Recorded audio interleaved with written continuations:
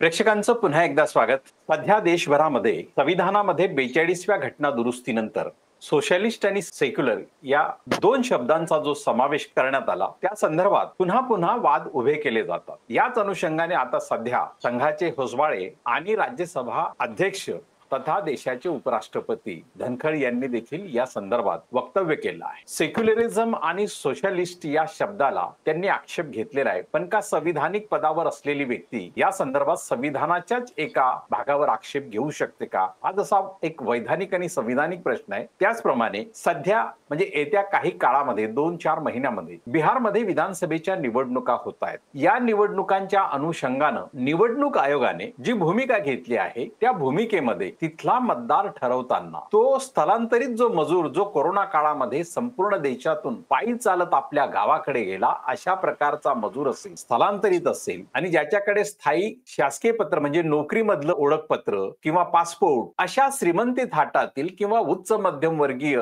जीवनातील कागदपत्र ज्यांच्याकडे नाही असे लोक या मतदार यादीतून बाद होणार आहेत का? हा निवडणूक आयोगाच्या एक भूमिकेचा भाग जसा येतो त्याच वेळी हा सोशलिस्ट आणि सेक्युलर शब्द येतो. म्हणजे सोशलिस्ट शब्दाला आक्षेप घेऊन का गरीब मतदारांना जे मतदान यादीच्या बाहेर करण्याचं एक भूमिका किंवा एक विचार निवडणूक आयोगाच्या कक्षेत जसा दिसतो आहे त्याला एक संवैधानिक आधार देण्याची भूमिका नेमकी शोधली जाते आहे का? हाच होसबाळे आणि उपराष्ट्रपती धनखड यांचा बोलण्याचा मतितार्थ आहे का? ज्या विषयाला 2024 मध्ये गेल्या वर्षी देखील Balram Singh versus union government या संदर्भातही ही याचिका फेटाळली गेली होती की सेक्युलर आणि सोशलिझम या शब्दाला आक्षेप घेणारी याचिका फेटाळली गेली होती. पुन्हा ती आली आहे. तर यावर आपण आजचे आपले विशेष तज्ञ माननीय विश्वास उडगी सर यांच्याशी चर्चा करूया. विश्वास उडगी सर हे या विषयावर आपलं सविस्तर मत मांडतील. सर, आपण आपल्या विषयाला सुरुवात करावी.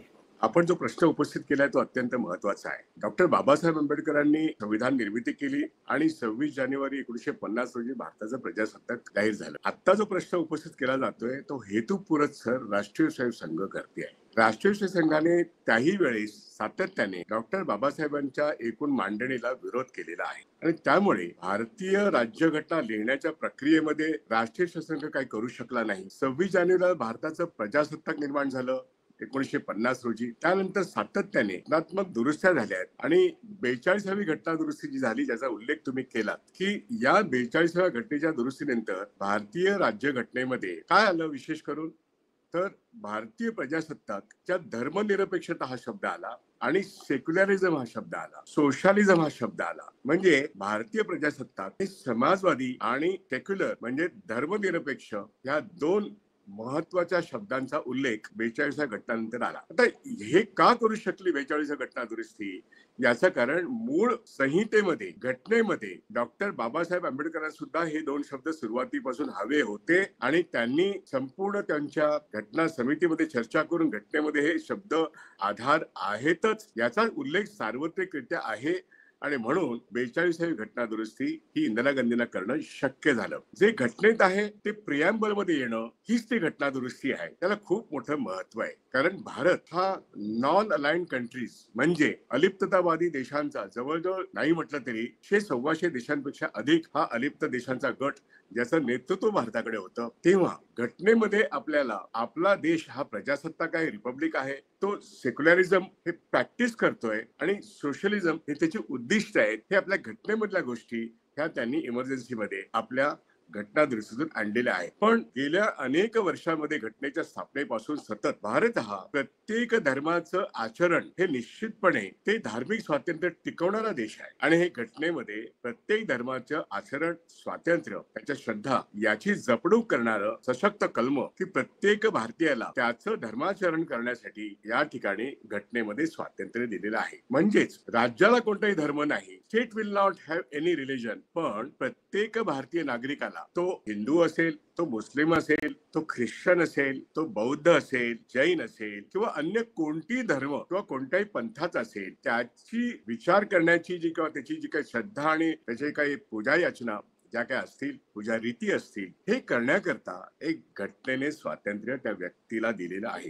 ते त्या व्यक्तीला दिलेलं स्वातंत्र्य, परंतु राज्याने मात्र कोणताही धर्म पुरस्कृत करता कामा नये हेही तेवढंच स्पष्टपणे लिहिले. आणि हीच खरी धर्मनिरपेक्षता आहे. सर्व धर्मांना त्यांच्या आचरणाला वाव देणं, त्या नागरिक स्वातंत्र्याला त्यांच्या व्यक्तिगत आचरणाला वाव देणं, त्यांच्या श्रद्धेला एक घटनात्मक संरक्षणाची चौकट निर्माण करून देणं, संरक्षण देणं, हे काम घटनेने केलं. पण घटना म्हणते की तुम्ही राज्य शासन म्हणून कोणताही धर्म पाळता कामा नये. आणि म्हणूनच पाकिस्तानने इस्लाम धर्म स्वीकारला असेल, अन्य कुठल्याही युरोपीय देशांनी ख्रिश्चन धर्म स्वीकारला असेल, किंवा आणखीन कोणता धर्म स्वीकारला असेल, पण भारत हा धर्मनिरपेक्ष आहे आणि या ठिकाणी सर्व धर्मांचं आचरण करायचं स्वातंत्र्य आहे. ही जी काही वैशिष्ट्य आहे भारताचं, आणि त्याचबरोबर आधुनिक भारताची जी काही मूल्य आहेत, म्हणजे गेल्या 300 वर्षात औद्योगिक क्रांतीनंतर, सिव्हिलायझेशन म्हणजे नागरीकरण झाल्यानंतर, विज्ञानाचा प्रसार आणि प्रचार झाल्यानंतर एक विज्ञानवादी दृष्टिकोन, एक नवा मानवी धर्म जो चिकित्सेवर आधारित असेल, ज्याची अभ्यास करणं, विज्ञानाचं संशोधन करणं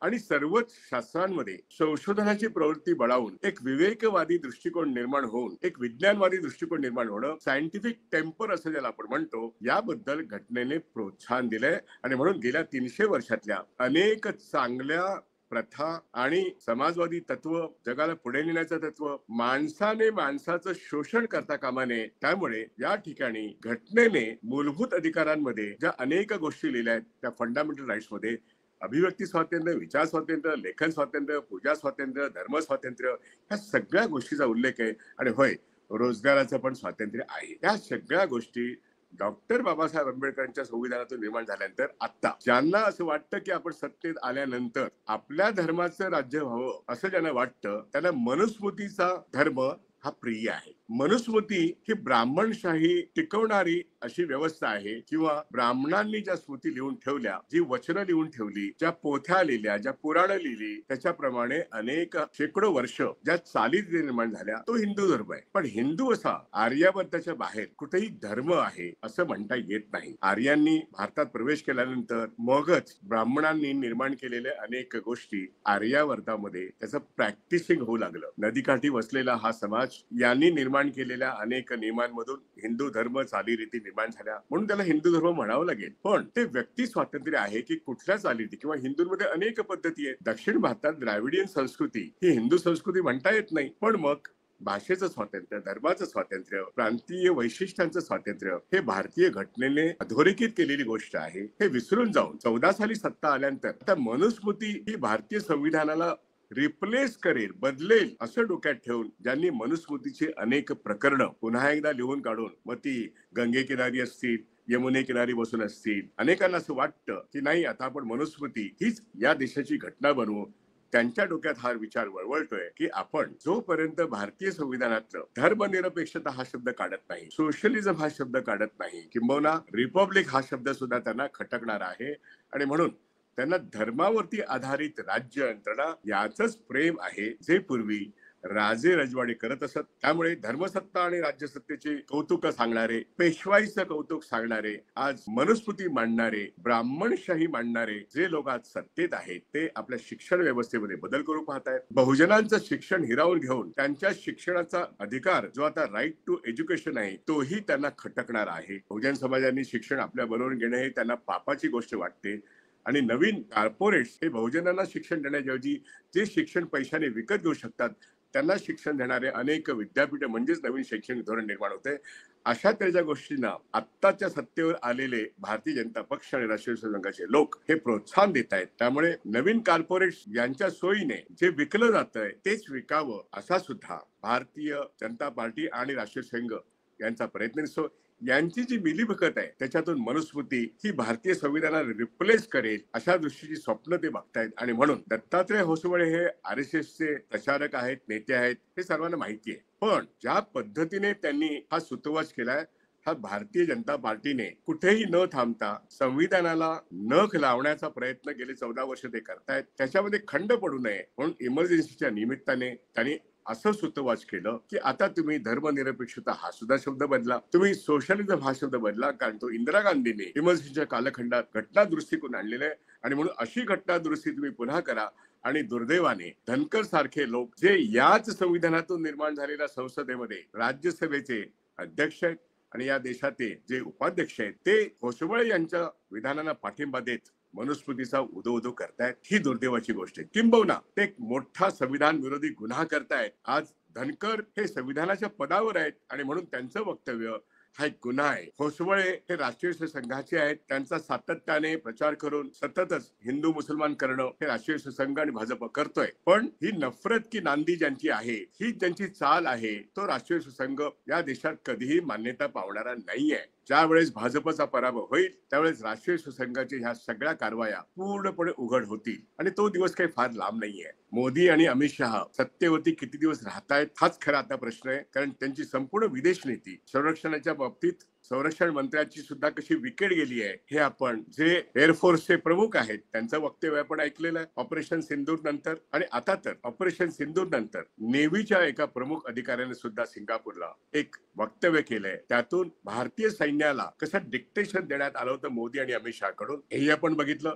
त्यामुळे पेहलगामचं कारस्थान काय आणि पेहलगाम नंतर झालेलं ऑपरेशन सिंदूर काय याच्यापासून डायव्हर्शन करण्याकरता आता संविधान बदलण्याची पुन्हा एकदा गोष्ट दत्तात्रय होसबळे करतायत हे आपल्या सर्वांना लक्षात येते. संविधान हे या भारतातल्या सगळ्या नागरिकांना सर्वतोपरी मान्य आहे. संविधान हाच खरा आपला महत्वाचा ग्रंथ आहे. किंबहुना संविधान याच्यातून निर्माण झालेला नवीन विज्ञानवादी धर्म किंवा आपण असं म्हणू विवेकवादी मानवी धर्म जो साने गुरुजींनी सांगितला होता यालाच खरं महत्व आहे. सर्व धर्म समान आहेत, सर्व नागरिक समान आहेत, सगळ्या नागरिकांचे अधिकार आणि सर्व धर्मांचे आचरणाचे अधिकार या संविधानाने संरक्षित केलेले आहेत. असं असताना समाजवाद हे एक उद्दिष्ट आहे. सर्वांचं आर्थिक स्थापन व्हावं, सर्वांना रोजगार मिळावा, सर्वांचं जीवन म्हणजे शिक्षण, आरोग्य आणि घर या बाबतीत संविधानाने जे नागरिकांना अधिकार दिलेत त्या संदर्भात समाजवादी तत्व, एका व्यक्तीला एक मताचा अधिकार या सर्व गोष्टी समाजवाद आणि सेक्युलरिझम याच्या बरोबरीने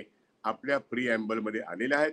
आणि त्यामुळे आता हे जे मूलभूत अधिकार आहेत हे त्या प्रिएम्बल बरोबरच संविधानातले धर्मनिरपेक्षता आणि समाजवाद हे दोन शब्द केवळ शब्द नसून ते एक विचार प्रक्रिया आहे. आणि ती विचार प्रक्रिया महात्मा गांधी, जवाहरलाल नेहरू, डॉक्टर बाबासाहेब आंबेडकर आणि अर्थात बुद्ध यांच्यासारख्या भगवान बुद्ध यासारख्यांनी जो मानव धर्म सांगितलेला आहे त्याच्याशी अत्यंत अनुरूप पावलेलं असं आपलं संविधान आहे. आणि त्यामुळे अहिंसेवरती आधारित आपलं संपूर्ण लोकशाही संसदीय व्यवस्था असेल, आपलं सैन्य असेल, परंतु ते परकीय शक्तींच्या निर्धारणासाठी आहे. त्या दृष्टीने आपलं सैन्य, आपली संरक्षण व्यवस्था, आपली विदेश नीती ही असली पाहिजे. याला सगळ्याचा संविधानाचा आधार आहे.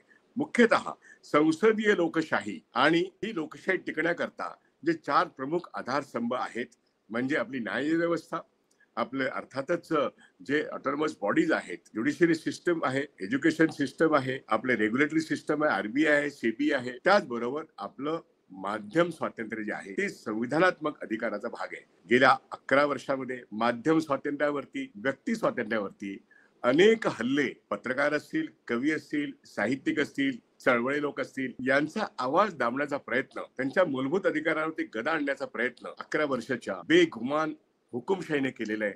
आता धर्मनिरपेक्षता हा शब्द हटवून किंवा समाजवाद हा शब्द हटवून होसबळे यांना मनुस्मृती प्रणित नवीन संविधान आणायचे हे कदापि शक्य नाही. जगदीप धनकर येतील आणि जातील. भारतीय जनता पक्षाला कोणीही मनुष्य कधीही डॉक्टर बाबासाहेब आंबेडकरांच्या या संविधानाच्या प्रिएम्बलला हात लावू शकणार नाही.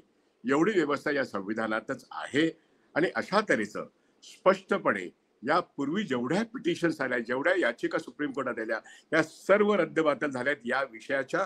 असं असताना जगदीप धनकर एक अत्यंत ज्याला म्हणतो की बेशरमपणाने हा संविधानाच्या पदावरती बसून बोलणारा माणूस रिपीटेडली पुन्हा पुन्हा ते वक्तव्य करतायत. जेव्हा या देशाचे मुख्य न्यायमूर्ती पुन्हा पुन्हा सांगतायत की डॉक्टर बाबासाहेब आंबेडकरांनी निर्माण केलेले संविधान याच्यावरच भारत चालतो आहे, चालणार आहे आणि चालला पाहिजे. त्याकरता संसदीय लोकशाही आणि फंडामेंटल राईट्स आणि प्रिएम्बल हे अत्यंत महत्वाचे आहेत. हे जेव्हा सर्वोच्च न्यायालय सांगतं त्यावेळेस सर्व आधीच्या याचिका रद्दबातल झालेल्या आहेत. असं असताना पुन्हा एकदा होसबळे आणि तुमचे जगदीप धनकर हे आगाऊपणा करतायत. हा आगाऊपणा भारतातल्या नागरिकांनी खपवून घेता कामा नये आणि याविरुद्ध संविधान या देशातल्या जनतेचं आहे. संविधानातला जो एक व्यक्ती स्वातंत्र्य, धर्म स्वातंत्र्य आणि शिक्षणाचा अधिकार आणि रोजगाराचा अधिकार आहे, याला नख लावाल तर खबरदार. सोशलिझम आणि धर्मनिरपेक्षता हे अव्वल दर्जाचं तत्व भारतीय प्रजासत्ताकाचं वैशिष्ट्य आहे आणि म्हणून जगात शोभून दिसणारा असं आमचं संविधान जे डॉक्टर बाबासाहेबांनी निर्माण केलं, याला हात लावाल तर खबरदार असं सातत्याने भारतातल्या नागरिकांना दाखवून द्यावं लागेल. आणि त्याकरता रस्त्यावरच्या आंदोलनाला पर्याय नाही, कारण पदांवरती बसून जे मस्ती करतात त्यांची मस्ती उतरवणं हे भारतातल्या तमाम नागरिकांच्या हातात आहे. आणि म्हणून संविधान हेच आमचं हत्यार आहे. संसदीय लोकशाही टिकवण्यासाठी आम्ही या संविधानाचाच वापर करू, हे प्रत्येकाने लक्षात ठेवणं आवश्यक आहे. मी इथेच थांबतो. कोणत्याही परिस्थितीमध्ये जगदीप धनकर आणि राष्ट्रीय संघाचे होसबळे असोत किंवा मोहन भागवत असोत, यांची मनुस्मृती प्रणित विचारधारा हाणून पाडलीच पाहिजे, याच्याबद्दल आपण स्पष्टपणे बोललं पाहिजे. मी इथेच थांबतो. मला असं वाटतं की संविधान प्रेमींनी दखल घेऊन हा प्रश्न अव्वल दर्जाचा चळवळीचा विषय बनवला पाहिजे. नमस्कार, धन्यवाद. मित्र हो, गेली 12 वर्षे थ्रीवेज मीडिया तटस्थ पत्रकारितेचा आणि खास करून फुले शाहू आंबेडकर विचारांना घेऊन सातत्यानं आपली पत्रकारिता करत आहे. पत्रकारितेच्या क्षेत्रामध्ये निश्चितपणे साधनांची एक मुबलकता लागते, परंतु तरीही 12 वर्ष आम्ही हे चालवलेलं आहे. आता तटस्थ पत्रकारितेसाठी निश्चितपणे आपल्या मदतीची गरज आहे आणि ही मदत करण्यासाठी आपण आपल्या यथाशक्तीप्रमाणे आमच्या ह्या स्कॅन कोडवर स्कॅन करून आपली मदत देऊ शकतात. आपल्या यथाशक्तीप्रमाणे थ्रीवेज मीडियाच्या एका दमदार वाटचालीसाठी आणि तटस्थ पत्रकारितेच्या वाटचालीसाठी आपलं हे योगदान आवश्यक आहे. धन्यवाद.